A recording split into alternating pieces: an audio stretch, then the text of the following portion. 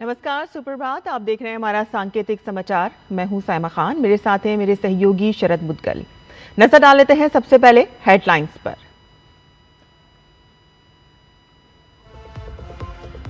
BRICS विदेश मंत्रियों की 2 दिवसीय बैठक नई दिल्ली में आज से। विदेश मंत्री डॉक्टर जयशंकर करेंगे अध्यक्षता। पश्चिम एशिया संकट और वैश्विक ऊर्जा आपूर्ति पर चर्चा की संभावना।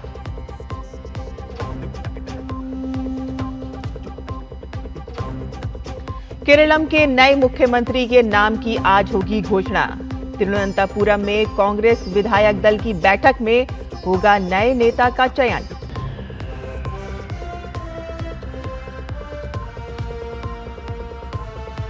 असम में लागू होगी समान नागरिक संहिता। कैबिनेट से ड्राफ्ट पास। हिमंता बिस्वा शर्मा सरकार का बड़ा फैसला। 25 मई को पेश होगा विधेयक।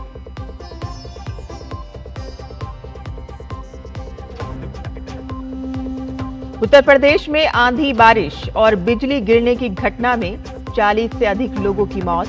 फसलों को भारी नुकसान। सीएम योगी की ओर से प्रभावितों को हर संभव मदद का भरोसा।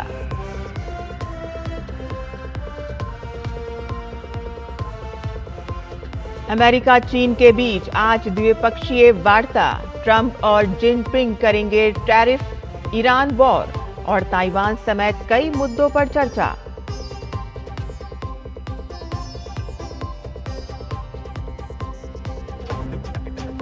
और ज्ञानेश्वरी यादव की सीनियर एशियाई वेट लिफ्टिंग चैंपियनशिप में दोहरी सफलता।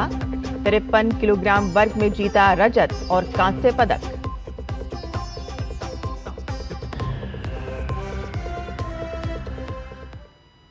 और अब समाचार विस्तार से। भारत की मेजबानी में ब्रिक्स विदेश मंत्रियों की 2 दिवसीय बैठक आज से नई दिल्ली में शुरू हो रही है और इस उच्च स्तरीय बैठक की अध्यक्षता विदेश मंत्री डॉक्टर एस जयशंकर करेंगे। सम्मेलन के दौरान वैश्विक और क्षेत्रीय मुद्दों पर व्यापक चर्चा होगी और इस बार सम्मेलन की थीम रखी गई है BRICS at 20, building for resilience, innovation, corporation and sustainability, यानी कि ब्रिक्स एट 20 लचीलापन, नवाचार, सहयोग और सतत विकास के लिए निर्माण। आज ब्रिक्स देशों के विदेश मंत्री प्रधानमंत्री नरेंद्र मोदी से सेवा तीर्थ जाकर मुलाकात करेंगे। बैठक के दूसरे दिन वैश्विक शासन व्यवस्था और बहुपक्षीय प्रणाली में सुधार जैसे महत्वपूर्ण विषयों पर विशेष सत्र भी आयोजित किए जाएंगे। केरलम के नए मुख्यमंत्री के नाम की आज घोषणा होगी। तिरुवनंतपुरम में केरल के विदेश कांग्रेस कमेटी के मुख्यालय में आज दोपहर कांग्रेस विधायक दल की बैठक होगी, जिसमें विधायक दल के नेता का चुनाव किया जाएगा। केरलम में विधानसभा चुनाव परिणाम आने के लगभग 10 दिन बाद आज केरल के आगे मुख्यमंत्री को लेकर जारी अनिश्चितता समाप्त हो जाएगी।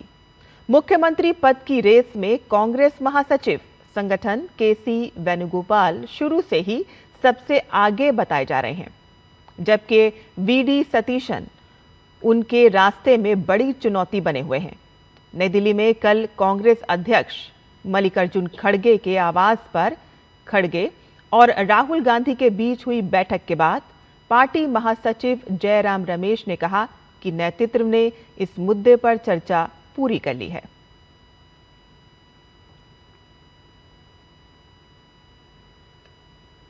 असम मंत्रिमंडल ने कल महत्वपूर्ण निर्णय लेते हुए समान नागरिक संहिता यूसीसी असम 2026 विधेयक के मसौदे को मंजूरी दी।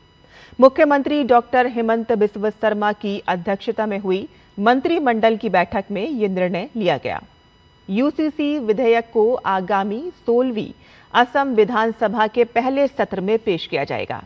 ये कानून विवाह, तलाक, उत्तराधिकारी और लिव इन रिलेशनशिप जैसे संवेदनशील मामलों में सभी निवासियों के लिए समान नियम स्थापित करेगा।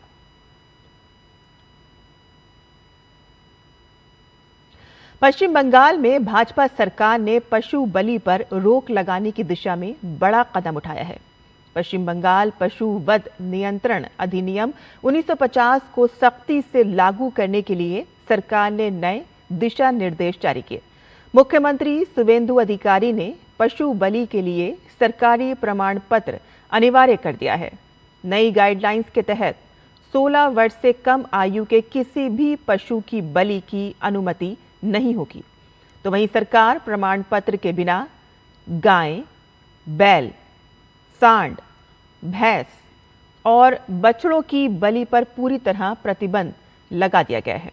नियमों का उल्लंघन करने पर 6 महीने तक की जेल, 1000 रुपए का जुर्माना या दोनों सजा हो सकती हैं।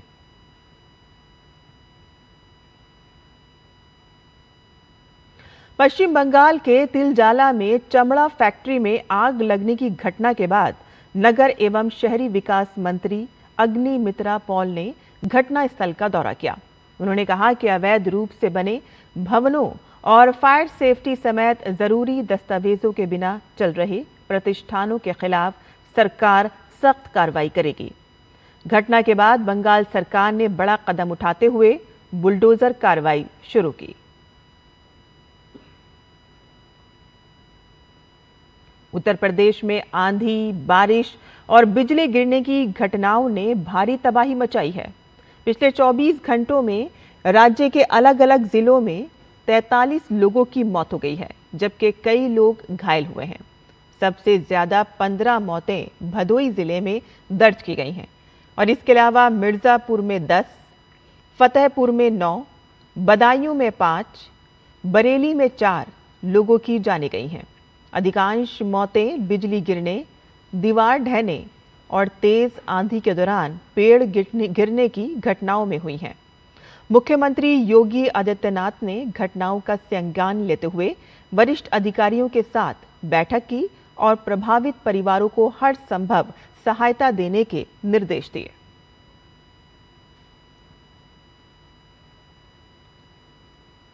अमूल और मदर डेयरी ने दूध के दाम प्रति लीटर 2 रुपए बढ़ा दिए हैं।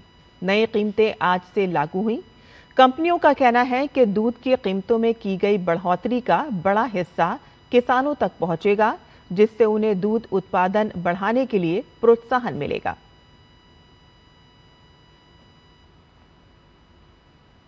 अमेरिका के राष्ट्रपति डोनाल्ड ट्रंप और चीन के राष्ट्रपति शी जिनपिंग के बीच अहम शिखर वार्ता होगी।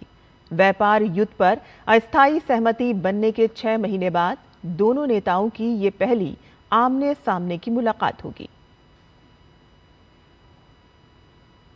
इजराइल के प्रधानमंत्री कार्यालय ने दावा किया है कि प्रधानमंत्री बेंजामिन नेतन्याहू ने ईरान के खिलाफ जारी सैन्य अभियान के बीच संयुक्त अरब अमीरात का गुप्त दौरा किया और संयुक्त अरब अमीरात के राष्ट्रपति मोहम्मद बिन जायद अल नहयान से मुलाकात की थी।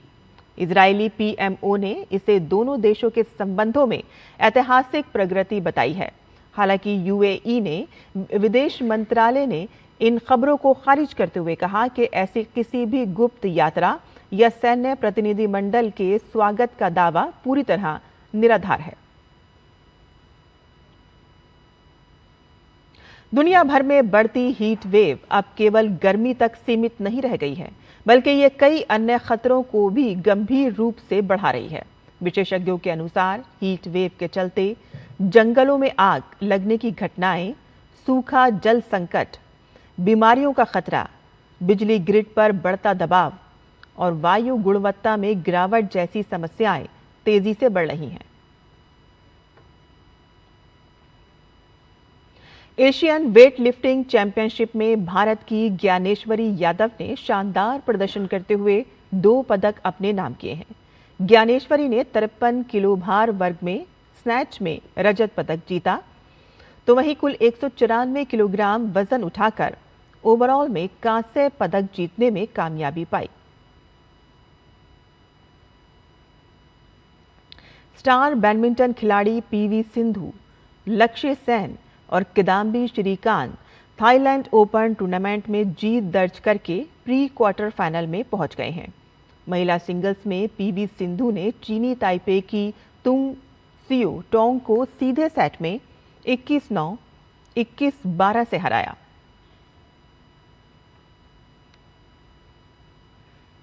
और आईसीसी की ताज़ा टेस्ट रैंकिंग में भारतीय तेज गेंदबाज जसप्रीत बुमराह ने अपना नंबर 1 का स्थान बरकरार रखा है। गेंदबाजों की लिस्ट में बुमराह 879 अंकों के साथ पहले पायदान पर बने हुए हैं और उनके बाद सबसे सफल भारतीय गेंदबाज मोहम्मद सिराज हैं, जो 12वें स्थान पर हैं। तो वहीं टेस्ट बल्लेबाजों की लिस्ट में भारत के यशस्वी जायसवाल और शुभमन गिल 8वें और 9वें स्थान पर मौजूद हैं।